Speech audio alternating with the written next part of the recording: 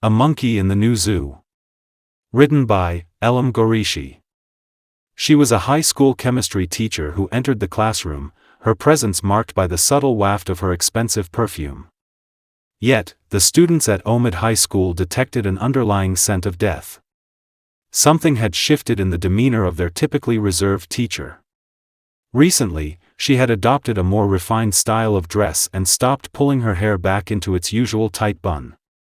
Her newfound elegance was undeniable. She had grown more beautiful, yet inexplicably, she carried with her the eerie scent of death. It was as though troubled spirits trailed her into the classroom, whispering sinister secrets that only the atmosphere could absorb, while everything appeared normal to the untrained eye. Semieh, the chemistry teacher, was the sole source of the expensive perfume that permeated the room. Previously a plain, 43-year-old educator, she had transformed remarkably.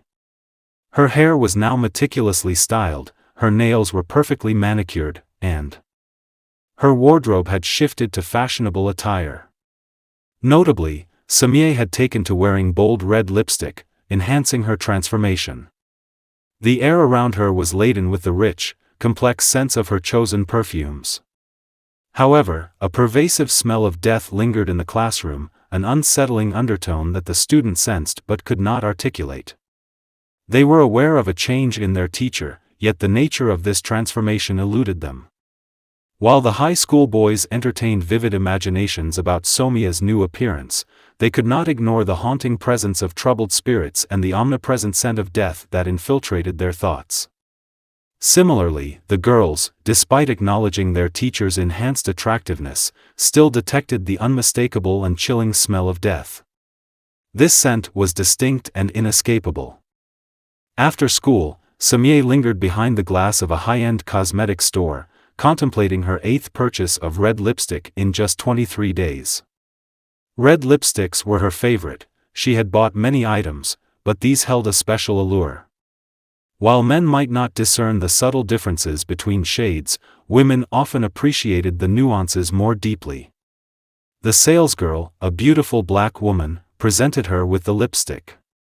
Semieh tested it on her lips and promptly decided, "Thank you, I'll take it." It was reputed to be the most expensive lipstick in the world. After leaving the store, Semieh paused to admire her reflection in the window and confidently applied the new shade over her existing one. A few days later, the chemistry class was unexpectedly cancelled.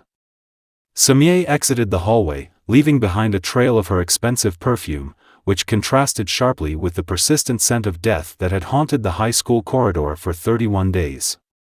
She made her way to her boyfriend James's luxurious car. James carried the distinct, comforting aroma of tobacco mixed with Amazonian woods, a scent that was always welcoming. Semieh slid into James's luxurious car and affectionately kissed his neck. She noticed that James was sweating, something that had become unusually frequent over the past 31 days. As she touched up her vibrant red lipstick, Semieh looked at him with concern and asked, "Are you feeling okay?" Despite his obvious discomfort, James managed a flustered smile and replied, "Yes, darling. What should we do tonight? Where should we go?" Semieh pondered for a moment before suggesting, "Your place is too small. I want us to have a romantic evening. Let's go to my house." James's discomfort escalated, his sweat beading as he insisted, "No. Let's go to a hotel. I prefer it that way." Semieh, making her eyes alluring, pressed further, "Why don't you like my house?" James, visibly agitated, responded, "You know why I don't want to go there." With a hand pressed against his forehead, he confessed, "Semieh, I'm not feeling well, we need to do something about this." However, Semieh responded by drawing him into a deep kiss that silenced any further objections. They ended up spending the night in a luxurious hotel, enveloped by the romantic flicker of candlelight and the fragrant scents of wild raspberries and lavender filling the air. Despite the enchanting atmosphere, the elusive, unsettling smell of death still haunted James, a reminder of the unresolved tension between them. In the classroom, the noise level was high as Semieh attempted to command the attention of her students. Dressed in a short skirt, she noticed the diverse group of students, of various colors and races, who showed no fear of her as their teacher. Semieh's thoughts drifted to her own high school days in Iran, which she remembered as being more intimidating than a prison. High school there felt like a living hell. Strict dress codes forbade the wearing of fashionable shoes, and severe penalties were imposed for anyone found with a singer's picture in their bag. The curriculum heavily emphasized religious teachings, and personal items like mirrors were prohibited in their bags. It was an all-girls school, and the restrictions placed on them were oppressive. Among these young Iranian women, with their pronounced dark eyebrows and the slight female mustaches which they were forbidden to remove, there was a palpable sense of restriction and control that marked their adolescent years. The local boys ridiculed the hair above the girls' lips, yet there was no remedy. Societal norms compelled the girls to endure this perceived imperfection without relief. Semieh's father understood the adage that revolutions often devour their own children. Before the Iranian Revolution, during the Shah's era, he was a courtier, a beneficiary of a scholarship that allowed him to study in France. He was expected to return and serve his homeland. When he did return, he secured a promising position, but the landscape of his country soon changed drastically with the revolution. Many of his friends had been among those who led the revolution. After the upheaval, while some of his acquaintances fled Iran, others who remained were executed. Semieh's father, however, chose to stay, adapting and surviving by shifting allegiances like a chameleon, blending into his changing environment to ensure his safety and continuity. This strategic adaptability allowed him to navigate the treacherous new political terrain. During the tumultuous period of the 1979 Iranian Revolution, Semieh's father found himself in a horrifying role on a dreadful night atop a school roof, carrying out summary executions of high-ranking officials from the Shah's regime. These men were executed without trial, marking a dark transformation in Semieh's father's life. Once a courtier in the Shah's court, he became a fervent supporter of the new revolutionary government. To ensure his safety amidst the new Muslim revolutionaries, he embraced an extreme form of Islam. This shift had profound implications for his family life as well. He compelled his wife, once an educated and employed woman, to adopt the hijab and confined her to their home. Semieh's mother, who had previously enjoyed a measure of independence and professional fulfillment, was forced into domestic isolation, her public and professional life curtailed sharply by the new societal norms imposed by the revolution and her husband's stringent adherence to them. Semieh's mother lived the remainder of her life confined to their home, her spirit gradually succumbing to the weight of grief and isolation until she passed away. Semieh continued to live under her father's increasingly strict rules. Her life was marked by numerous prohibitions. She could not go out freely, make friends, remove the facial hair that the local boys mocked, or indulge in any form of makeup. Inside, she harbored a secret longing for the simple freedom of wearing red lipstick, a symbol of the self-expression she so desperately craved. She kept her dreams alive in small acts of rebellion, like hiding photos of her favorite actresses between the pages of her diary.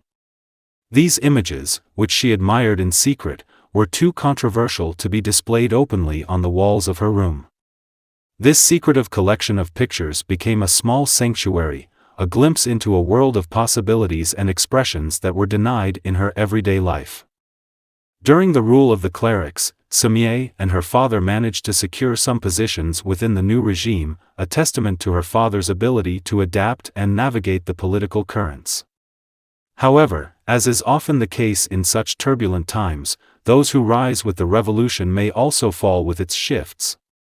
When the political winds changed and it became clear that Semieh's father was no longer favored, he took preemptive action by leaving Iran with his daughter. In exile, the stark contrast in their circumstances became painfully apparent.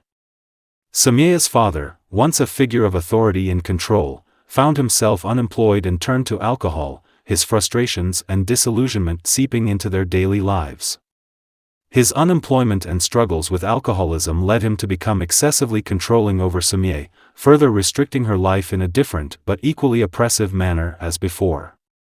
This controlling behavior likely stemmed from his inability to manage his fall from power and the uncertainties of their new life in exile, exacerbating the already challenging dynamics of their father-daughter relationship. The dynamics within Semieh's family were complex and deeply affected by the political and social upheavals they experienced. Although Semieh's father was overtly controlling, her relationship with her mother was strained in different, equally painful ways. Before the revolution, her mother had been an independent and employed woman. However, the fear of her husband's increasingly violent and controlling behavior during and after the revolution led her to impose even stricter restrictions on Semieh. Tragically, Semieh's mother internalized the oppressive atmosphere to such an extent that she developed a form of pathological self-censorship.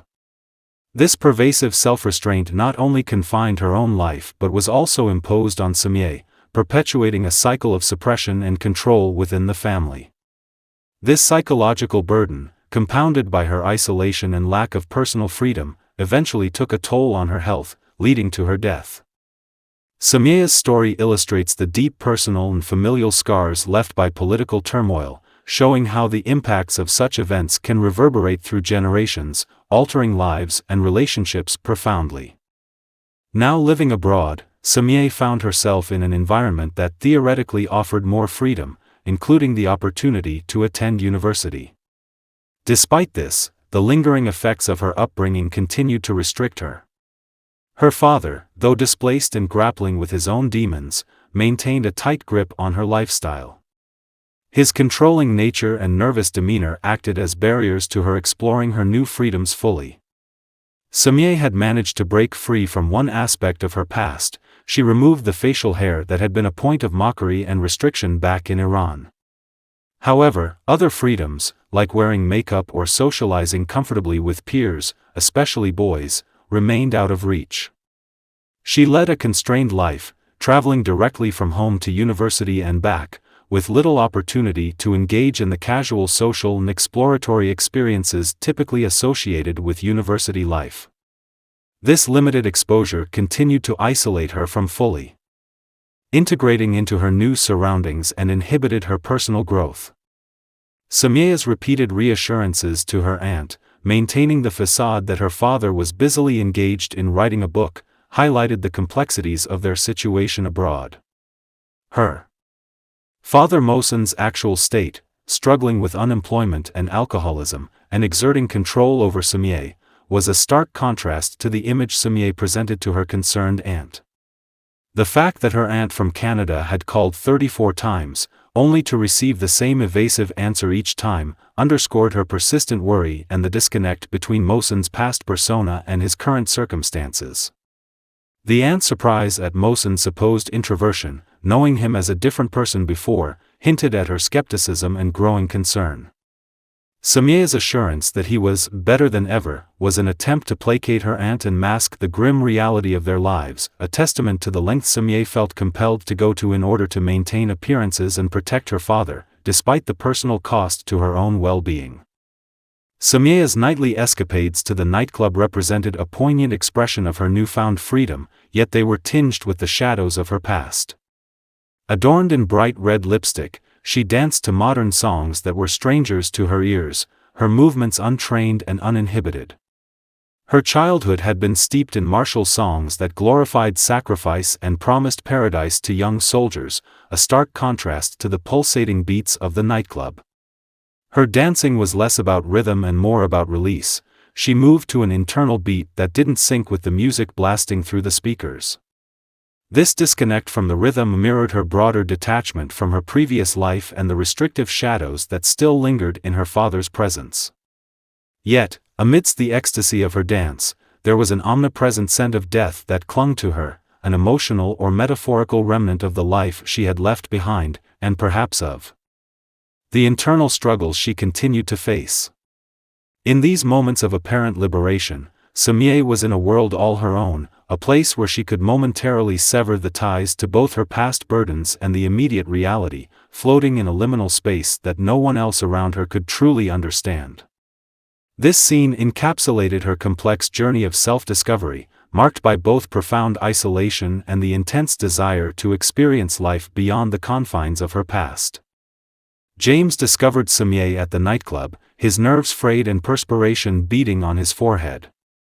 Confronting her recurring escapades, he expressed his mounting concern. "Every night at the nightclub? Semieh, I'm not feeling well. We need to do something. This can't go on." Despite his plea, Semieh, inebriated and carefree, laughed off his worries. With a flirtatious and unsteady embrace, she pulled him close and whispered, "Kiss me." James was momentarily drawn into the allure of her request, but before he could respond, Semieh turned away, drifting back to the bar for another drink. That evening unfolded like many others had recently. James ended up taking a drunk Semieh back to his home, a place he shared with a roommate. This pattern highlighted the complex dynamics between them, Semieh's reckless indulgence in her newfound freedoms and James's conflicted desire to support her yet struggling with his own discomfort and unease with her self-destructive tendencies. In her inebriated state, Semieh's emotions surged as she insisted, "Take me to my house. Let's go to our house together." However, James, burdened by his own feelings and past experiences at her home, resisted her pleas. He was unwilling to revisit the place that held such conflicting and intense memories. As the night progressed into the early hours of the morning, Semieh continued to ramble, her thoughts disjointed and erratic until dawn. Finally, at 6 a.m., she made the decision to head back to her own home alone.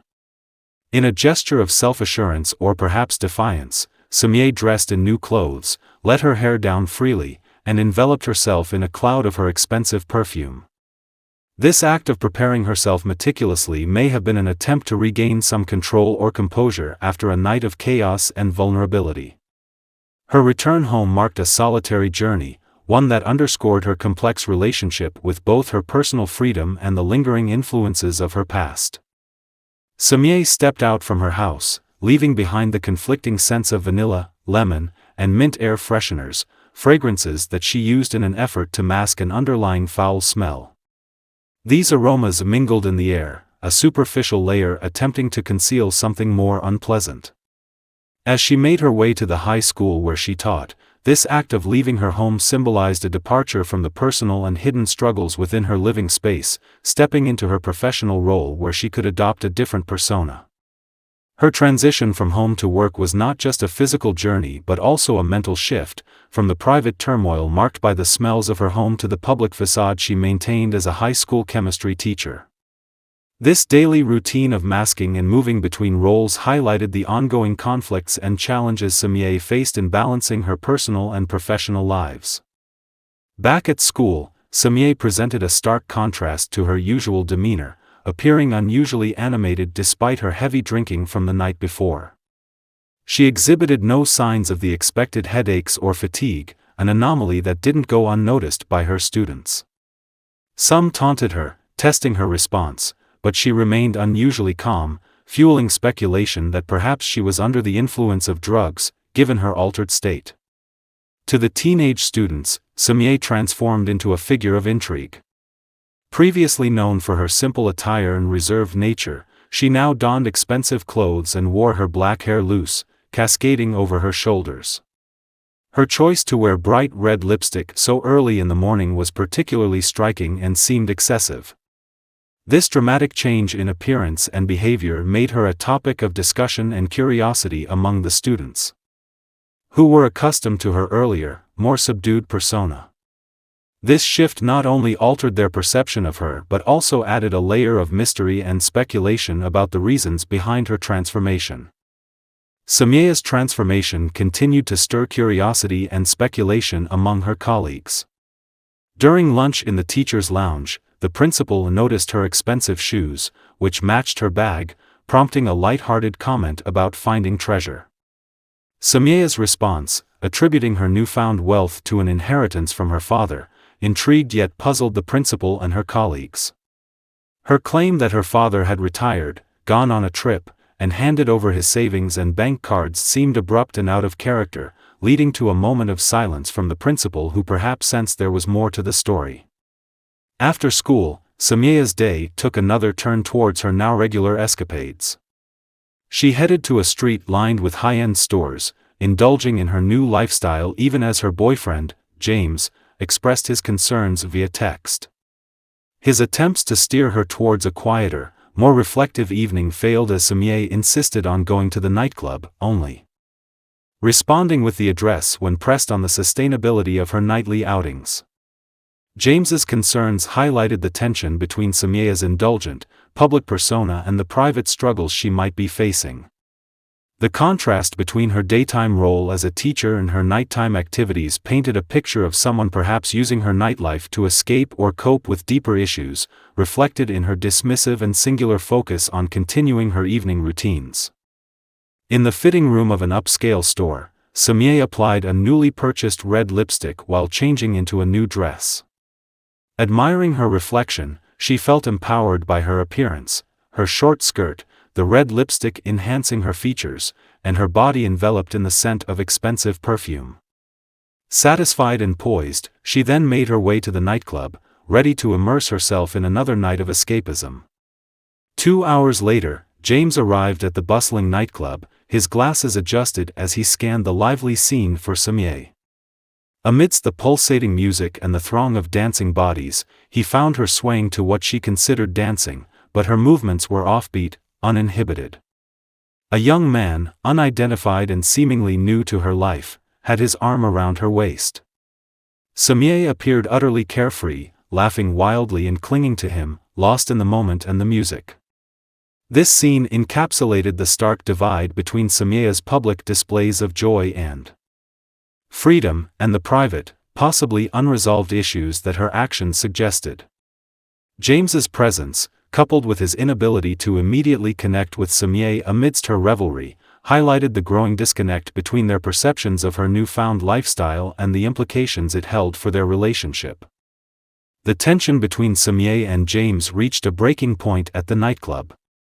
James, overwhelmed by frustration and concern for Semieh's well-being, physically intervened to remove her from what he perceived as a harmful situation.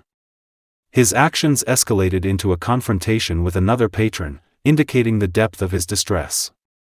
Semieh's response to the chaos, a mix of seduction and dismissiveness, highlighted her deepening spiral into recklessness. Her insistence on dancing and returning to the bar, even in the face of James's emotional plea, showed a stark disconnect from the gravity of their situation. James, pushed to his limit, threatened to expose whatever truths he felt were being suppressed, reflecting his desperation and inability to cope with the ongoing crisis. Semieh's laughter as she disappeared back into the bar, leaving James in turmoil, was a chilling reminder of her profound detachment from the consequences of her actions. This moment not only strained their relationship further but also painted a vivid picture of a woman caught between the pursuit of escapism and the unraveling of her personal life. As James departed, visibly shaken and distressed, Semieh continued her night unfazed by the earlier confrontation. After evading potential legal consequences for her reckless behavior, speeding while intoxicated, she arrived home with the unnamed boy, their interaction escalating quickly in front of her house. The chemistry between Semieh and the boy was undeniable, and their actions hinted at an inevitable conclusion. Semieh, channeling a mix of defiance and allure, chose not to lead him to her own bedroom but instead to her parents' bedroom, adding a layer of transgression to their encounter. This choice perhaps reflected a deeper rebellion against her past constraints and the oppressive influence of her father, or it might have been an attempt to break away from her usual boundaries and explore her freedom more boldly. As she searched for the key, her response to the boy's question about the location confirmed her intent to make a statement through their actions, turning an ordinary moment into something more symbolically charged. This night was not just another escapade, it was a poignant expression of Semieh's complex journey towards self-determination, albeit through provocative and potentially self-destructive means. The peculiar atmosphere in Semieh's parents' bedroom heightened the unsettling undertone of their encounter. Despite the room's tidiness and the concerted efforts to mask odors with air fresheners, a distinct and troubling smell of decay permeated the air, an odor that juxtaposed sharply against the fresh scents of lemon, orange, and vanilla. This complex olfactory backdrop made the room feel charged and eerie, almost as if it concealed a secret. The boy, initially drawn in by Semieh's allure and the seductive environment, soon found himself overwhelmed by the invasive, rotting smell that conflicted with the sweet undertones of the air fresheners. His discomfort grew, yet he remained transfixed by Semieh's beauty, a testament to the powerful pull of his attraction to her. When he finally voiced his concern about the disturbing smell, Semieh's response as she drew him closer was cryptic and layered with meaning. She described the scent as a blend of citrus and eucalyptus, topped with the notion of freedom. This description could suggest an attempt to redefine the space and the situation, imbuing it with a sense of liberation from past constraints, perhaps symbolic of her breaking away from her family's oppressive dynamics or from her own troubled past. Semieh's choice of words and the setting reveal a complex interplay between her desires for liberation and the darker, perhaps unresolved issues that linger in her life, manifesting physically as the pervasive, unsettling smell in her parents' room. The night took a dramatic and chilling turn when the boy, caught up in the moment with Semieh, accidentally fell off the king-sized bed. What he discovered under the bed was shocking enough to abruptly shift the mood from passion to horror. The boy's reaction, grabbing his clothes and fleeing barefoot from Semieh's house, signaled the severity of what he found. His immediate decision to go straight to the police from there underscores the gravity of the situation.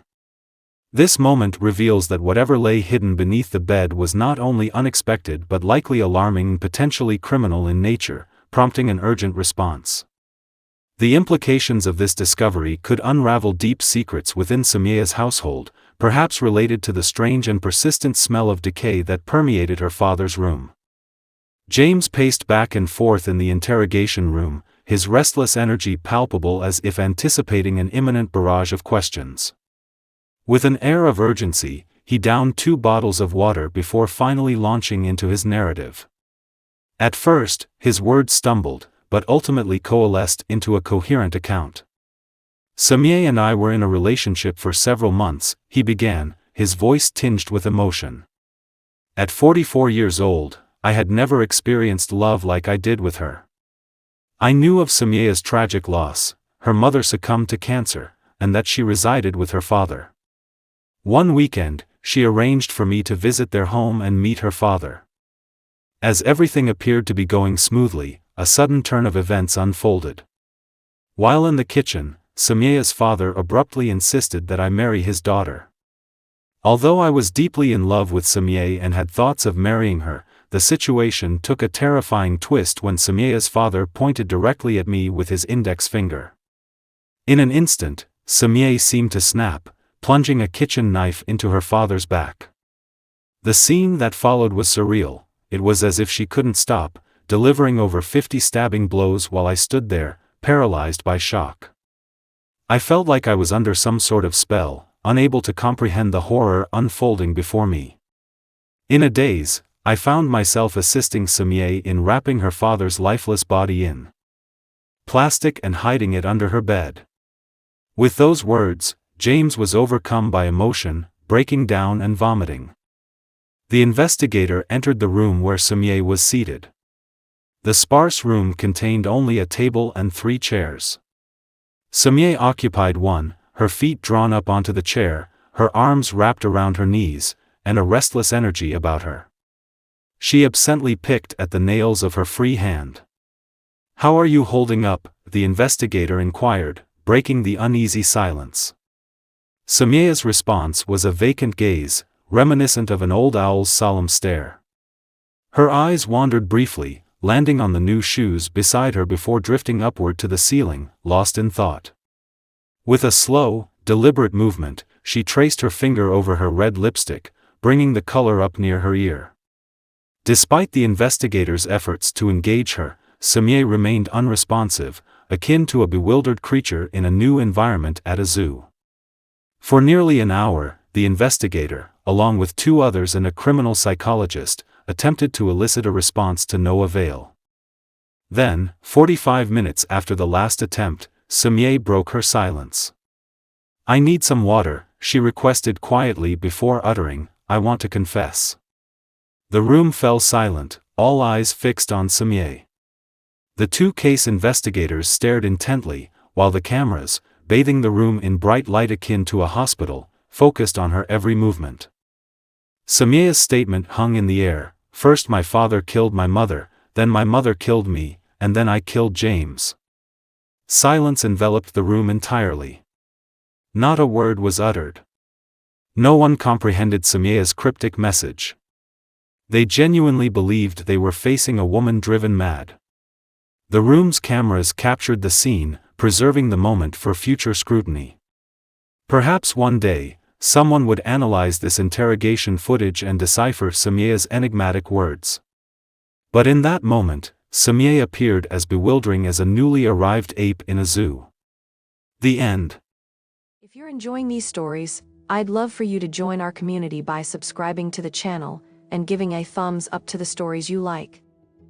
Your thoughts and opinions mean a lot to me, so please feel free to leave a comment below and share your views. Your support is greatly appreciated, and it helps us bring more exciting content to you. Thank you for being part of our story-loving family. Elham Ghoreishi.